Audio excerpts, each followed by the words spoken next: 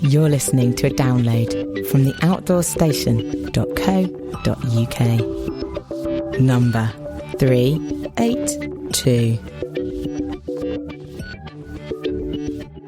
Hello everybody and welcome once again to the Outdoor Station. On this, the very first podcast of 2015, recorded right at the beginning of the month, a fresh new year. Well, I hope all my listeners around the world have had an excellent Christmas, a happy and healthy Christmas. What more can you ask for? We were fairly fortunate. Our family gathered together this Christmas, and we also took in a few waifs and strafes, some elderly neighbours and that sort of thing, which made actually for a really mixed and diverse Christmas lunch. But everybody's had an exceedingly good time, and it was good to see some smiles on many faces. So I hope you had an equally pleasant time, and that, well, like us, 2015 looming, the Christmas and New Year period is, of course, a time for celebration, a time for families, and naturally, it's a time for reflection. I'm not sure what it is about the end of one year and the beginning of the next, but it always seems to be a natural end once the guests have left and everything's been tidied and put away, and obviously the house has gone quiet. One does tend to stare at one's navel and think about New Year's resolutions, things that you would like to change, improve, get rid of, whatever, and reflect upon the forthcoming 12 months during this dark and cold time. Well, it certainly is that in the UK, certainly. I know in Australia it's the opposite. It's summertime, which has always been very weird to me. So we, like everybody else, have been doing the same type of reflections and looking at some of our activities. And of course, as I probably alluded to over the last few podcasts, 2015 is now officially our 10th year of podcasting, 10th year of producing material, video and audio material on the Outdoor Station. And it's 10 years, of course, since Backpacking Light came into existence, starting that first, and then the podcasts started shortly afterwards. Before a year or so later, they took up their own place on the internet in the guise of the Outdoor Station. And we've tried to, produce what we can under the limitations and the budgets and the time that we have.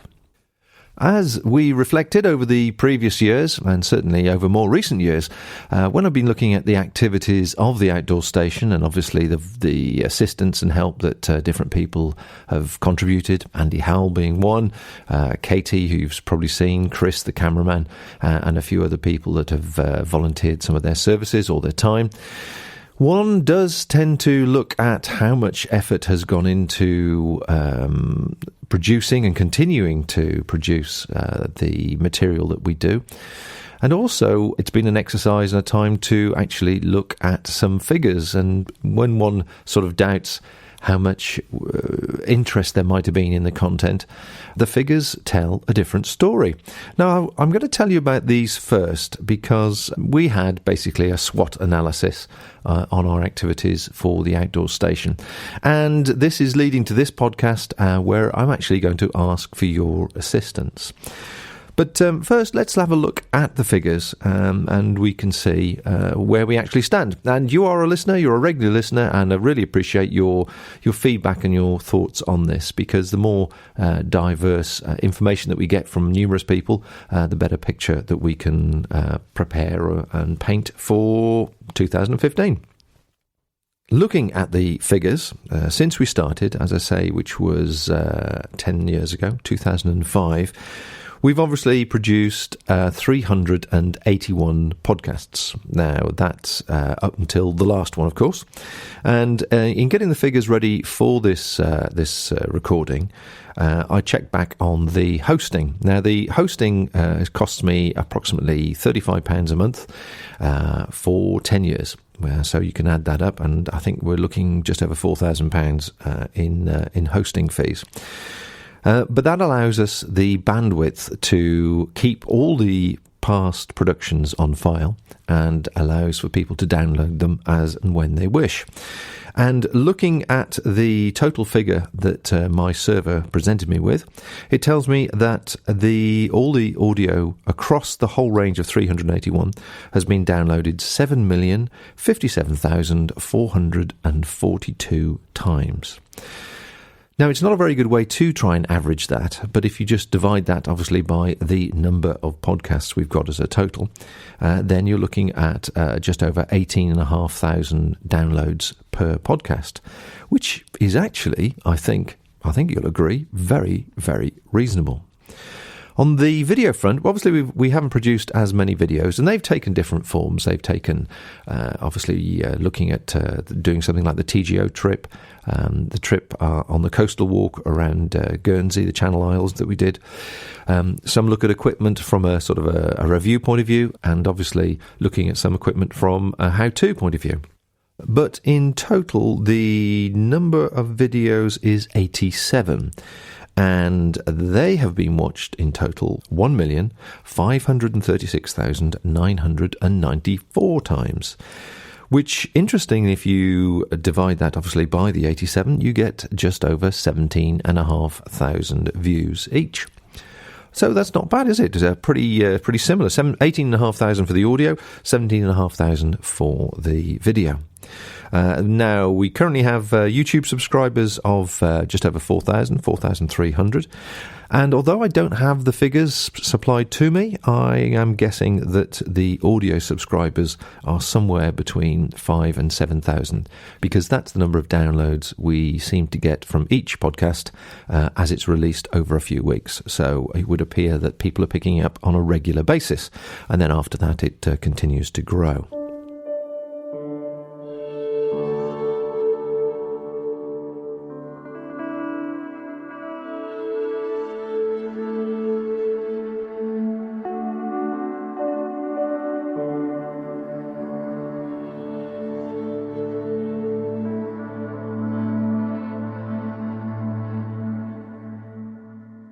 During one evening, just as we were coming into the new year, Rose and I sat down with a big sheet of paper, a pencil and a couple of glasses of wine to sit and assess the outdoor station as an entity, and obviously trying to look at the strengths, weaknesses, opportunities and threats, a SWOT analysis. Now, the strengths obviously of the station is that it has been pretty well solely targeted at the niche area of self-powered travel from a UK perspective, trying to keep things, looking at things that are affordable, attainable, inspirational for people. And we've had numerous emails over the years which have concluded that's how people have received it, which is great. The other strengths are, of course, that I've got total control over it, so there's no influence, really, pressure in one way or the other, and that it has built up in these 10 years a serious amount of credibility. A lot of people do seem to appreciate that if I point out something that isn't actually a perfect part of a design, that I've been honest about it and can appreciate that there are reasons that I've made that conclusion.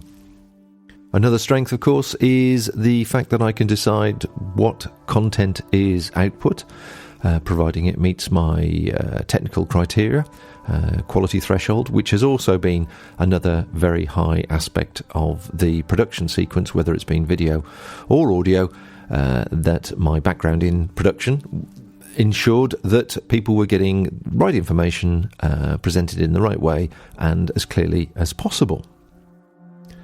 Now, looking at weaknesses, well, I suppose the weaknesses are the exact opposite of everything I've just said. It is independent. It is running on a shoestring. That's definitely a weakness. It is only being put together in the time that I can allow it. So when I've had various commitments that have taken a lot of time, then there's been very little production. On occasions, I've been lucky enough to produce a lot of podcasts in one go, but that's been a sort of quite a few evenings' work, cramming it all together. For example, coming from one of the trade shows where I've actually had chance to speak to a lot of people all at the same time, as it were, in a condensed space, which makes life an awful lot easier. Opportunities. Well, this is where I need you, really, the audience. And if I can just explain some of the opportunities, you can perhaps see how we're thinking at the moment. The digital world, the online social media world, and a lot of the facilities has changed quite dramatically in the last 10 years. It's still relying on decent quality content produced in what we'd all hope to be a professional way. But the delivery medium has changed. Look how now we are all totally fixed on our phones. You can't go anywhere without seeing other people, if not yourself, and families even sitting around a table all staring at their phones or iPads or whatever format of receiving device they've got. Now, one of the conversations that Andy and I had when we went on our last wild camp was the thought that we could actually do a live show where we would actually output the show possibly over YouTube as a live stream or some other live streaming service where listeners could interact with the content, whatever's being said, ask questions, or maybe if we had somebody we were interviewing, they could obviously field the questions as they came in. Say, for example, it could be, I don't know, an author or somebody from a brand, a rep or a designer, or somebody that has either going on or has achieved some sort of expedition. There's all sorts of possibilities there, which is quite interesting. So that is one thing. Live streaming is what it's called these days, and I'm sure you've probably seen reference to it in different industries. I've seen it work in numerous different industries that I'm interested in, technology-based ones, and it's been something that's stimulated my mind. Because not only can you do that with audio, you can also do that with video. And possibly video, TV, call it what you will, is of more interest because a lot of the issues that questions that people might raise about, shall we say, products or details about a trip or something might be easier to show or explain on video. But of course, video is a lot more expensive to distribute. And it takes an awful lot more time in preparation. That's the big difference. Audio, you can get away with working off the back of a cigarette packet. Video, you can't. You have to be totally prepared, and that does take time. So there's two instant opportunities which have been, we've been kicking around for the last 12 months. I've been watching various people do live streaming. It looks really, really interesting. The audience steadily grows. The trade understand and get behind it because they realise that this is now live TV or live radio based on your area of interest, your industry, shall we say, or your pastime, your hobby. And so people are starting to grasp the idea that this could be a good thing. As I say, money aside, it is, I think, where we're going. Particularly now, when you think about the number of smart TVs that people have now invested in and purchased, especially on Black Friday when they're fighting over each other to get to a smart TV. So that now they can actually plug into the internet with their smart TV and they can watch not only YouTubes and other programs which have been recorded in some respect, I suppose, through the Now TV or Apple TV or whatever it might be. But TV streaming means that, say, for example, 7 o'clock on a Wednesday night, you get the Outdoor Station live.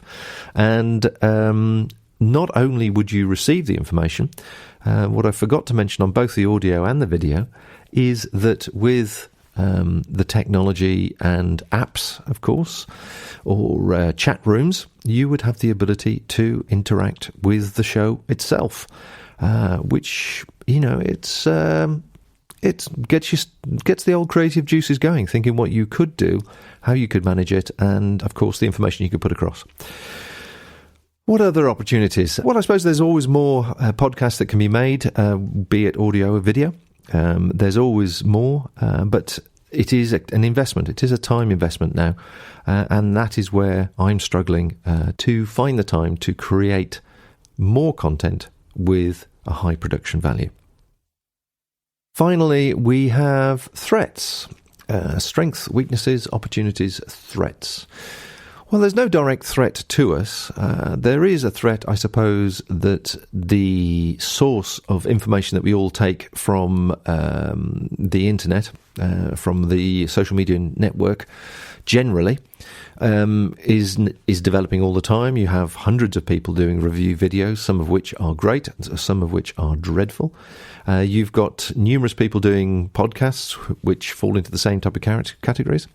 You have countless blogs. The better, well-known ones perhaps are sort of a bit more thin on the ground. There's always new people coming through.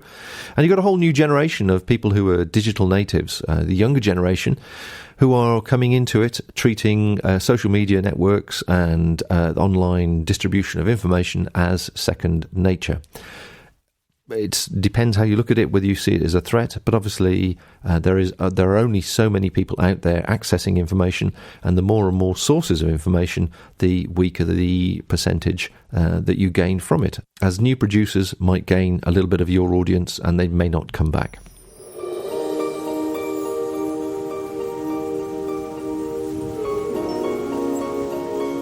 So where did this leave us? Well, a couple of glasses of wine later, several days of kicking the idea around and discussing a lot of the pros and cons, we really came to a conclusion that what we needed was help from you, the listeners. What I've done is I've created a small survey. It's only 30 questions long. It would be an immense help if you could look at it and peruse through it and answer the questions that I think I'm asking the right questions to get the right answers to give us a clue where to go. We have this decision to make really with the outdoor station as it stands. Either it carries on the way it is, which is a sort of a bit hit and miss, and I can't devote as much time to it as I'd like to, or I can devote time to it, and obviously I need to work out how we're going to fund that time and the time of others as well. Or finally, you just pull the plug on it or reduce it down. So this survey is, as I say, only 30 questions long. They're all multiple choice. It's all very, very quick and simple. It shouldn't take more than 5 minutes to go through. It's a cup of tea job. If you could read the intro, which gives you an idea, it gives you all the figures again and some of the other facts and some of the dilemma that we are in. The survey, of course, is available over on the Outdoors Station website. So you can find it there, and I'll be posting it in the various forums that I pop up on every now and again. And basically, it's sort of in three sections. It is in the sections of what do you think about what we're doing already, the audio content, the video content, etc., etc. The opportunities, what do you think about those streaming ideas and any other ideas we've discussed? And a bit more information about yourself. We're not asking for any personal details, just merely an age range and what your particular area of interest is and whereabouts you're based in the world, because we are aware that we have listeners from all over the world. So it would be extremely useful to get some really accurate feedback.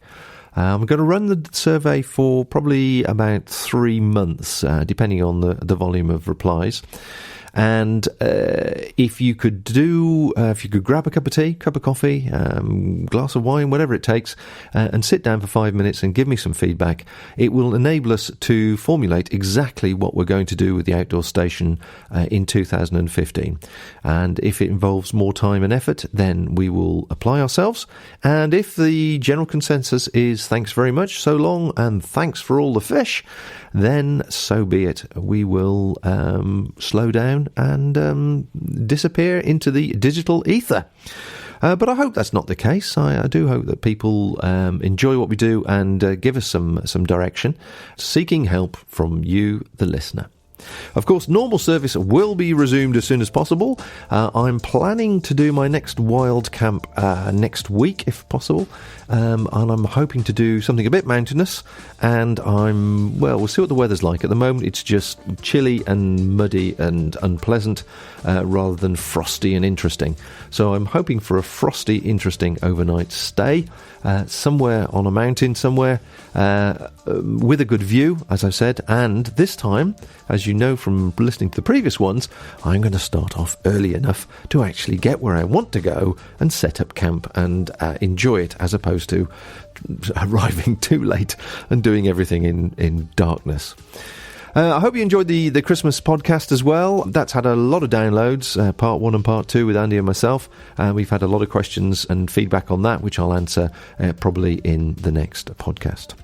So I'll bring this to a close, wishing you all the very best for 2015. Thanks again for your time. You can find the survey over on the Outdoor Station website, and I'll also be posting it on the various Facebook pages and any other associated forums that I pop up on a regular basis.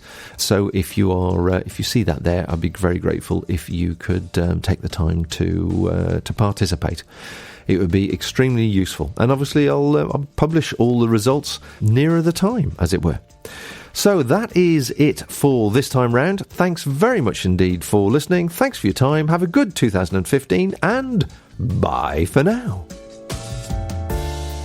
Thank you for listening to this podcast.